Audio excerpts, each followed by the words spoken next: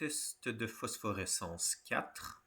Il est surtout phosphorescent à la surface, là où il reste des traces, mais je crois avoir réussi à piéger des particules dans le cristal lui-même. Il y a des espèces de structures en arbre à cause de l'hydroxyde d'aluminium sur le dessus. Je vais y revenir plus tard. Je vais essayer d'essuyer la surface pour les enlever et mieux voir d'où vient la phosphorescence. Test de phosphorescence 4.1. J'ai essuyé la surface. Il y a définitivement de la phosphorescence depuis l'intérieur du cristal. Ici, j'ai utilisé de l'aluminate de strontium et j'ai utilisé des cristaux du test numéro 2 comme graines. Il y en a un qui semble avoir beaucoup plus poussé que l'autre. L'aluminate de strontium n'est pas du tout soluble dans l'eau. Et contrairement au test 2, j'arrive pas à laisser des particules en suspension dans le liquide plus que quelques secondes, même en l'agitant pendant plusieurs minutes. J'ai un problème que je veux faire cristalliser ensemble un produit qui est juste soluble dans l'eau et un autre qui n'est pas soluble dans l'eau. Mais je me suis dit que j'allais quand même réussir à piéger des particules dans le cristal quand le cristal allait pousser, et ça semble avoir marché.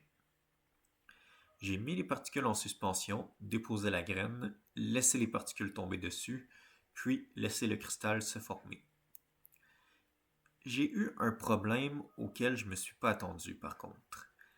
Non seulement l'aluminate de strontium n'est pas soluble dans l'eau, mais dans l'eau, il se met à hydrolyser et à se séparer en hydroxyde d'aluminium et de strontium. L'hydroxyde d'aluminium a poussé dans une espèce de structure en arbre intéressante, mais c'est pas phosphorescent.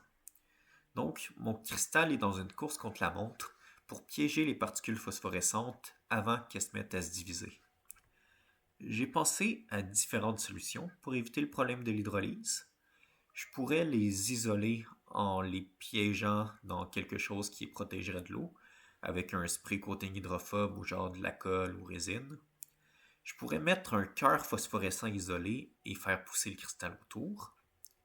Je pourrais mettre une concentration de phosphate de monoammonium plus élevée pour que les cristaux se forment rapidement avant que ça hydrolyse. J'ai pensé essayer de former des cristaux dans un autre solvant que l'eau, mais c'est pas possible parce que le phosphate de monoammonium est seulement bien soluble dans l'eau. J'ai pensé essayer autre chose pour former les cristaux, comme par exemple du sulfate de cuivre, que je vais définitivement essayer, mais il y a juste de l'eau qui peut bien dissoudre le sel comme j'en ai besoin.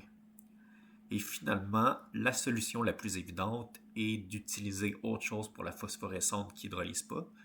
Le sulfite de zinc semble populaire, mais l'aluminate de strontium est de loin ce qui est le plus phosphorescent.